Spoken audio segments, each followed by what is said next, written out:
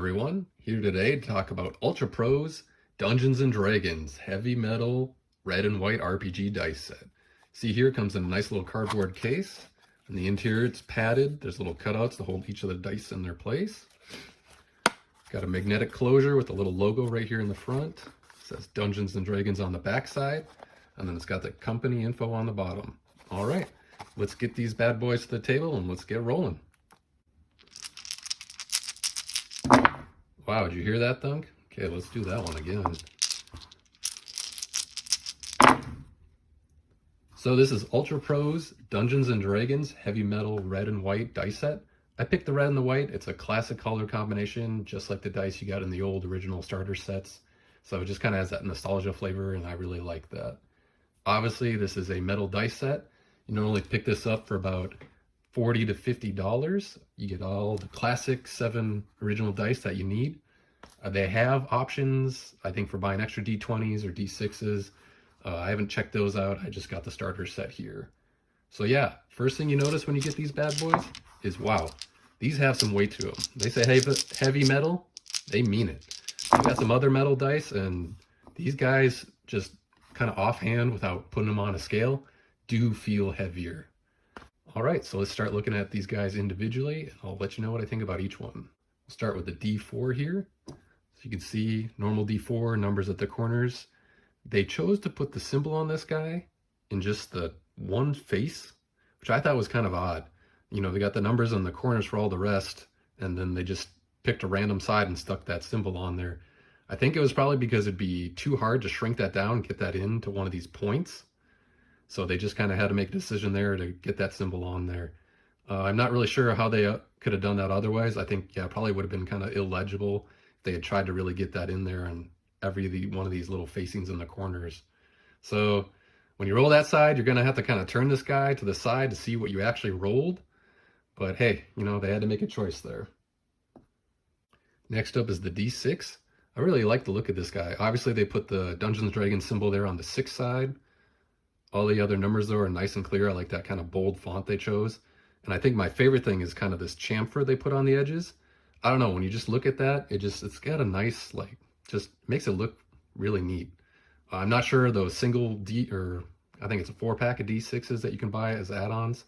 Not sure if it's got that same edge, but I hope it does, because I think that really makes this dice look really nice.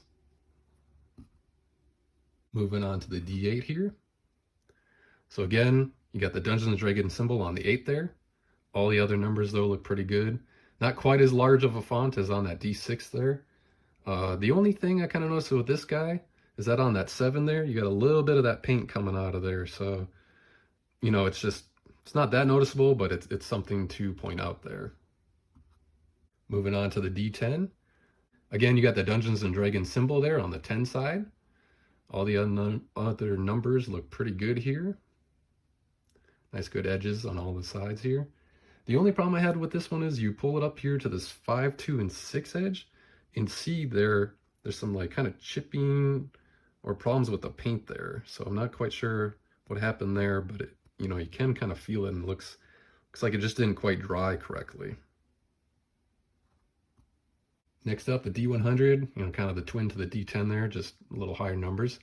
So the one thing you'll notice with this, no Dungeons & Dragons symbol. I thought that was kind of odd. Normally you put that there on the 00 as the high number, but I guess, you know, there's kind of some debate on how you roll 100 versus 0. So maybe they just left that symbol off there, so it's kind of agnostic to that decision that you make. Move on to the D12 here. Again, Dungeons & Dragons symbol right there on the 12. All the other numbers look pretty good. I think they could have made the font a little bigger on this one. I feel like the numbers are a little small, but, you know, it's still definitely legible. And then if you look here again on the 6, you get a little bit of trouble with the painting there, especially in that underscore line.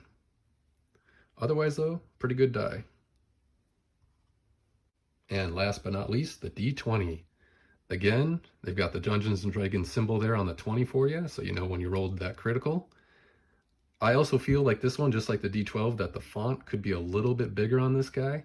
I think it would just make it, you know, just that much better, but it's definitely legible, readable. So it's not really a big complaint. It's just, if I had, you know, everything I wanted to be just a little bit bolder, a little bit bigger, make it easier to read. So overall, I'm pretty happy with this dice set. I think these are pretty well made dice. They definitely have that weight to them when you hold them. Like I said, I've got some other metal dice sets, and these definitely are a little heavier than that set. So when they say heavy metal, they mean it.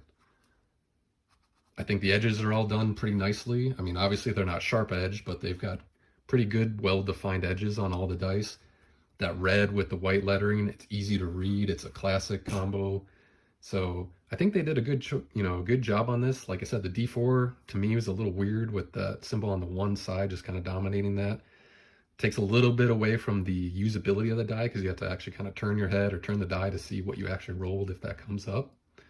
But again, I think I understand why they did it because there would be no other way to really get that symbol on there. And then, like I said, with the D100, that one doesn't have a symbol, and I think they just kind of left that way to be agnostic depending on how you roll 0 versus 100. So yeah, it's a good looking set. It's definitely got that heavy metal weight to it. I don't think you go wrong with this bad boy. So Ultra Pro, good job. Dungeons & Dragons heavy metal dice set. You'll feel these things at the table. And do everybody a favor, get a dice rolling tray because these things will do damage. That weight when they hit, that'll be denting. All right, thanks everybody, and please let me know what you think in the comments below.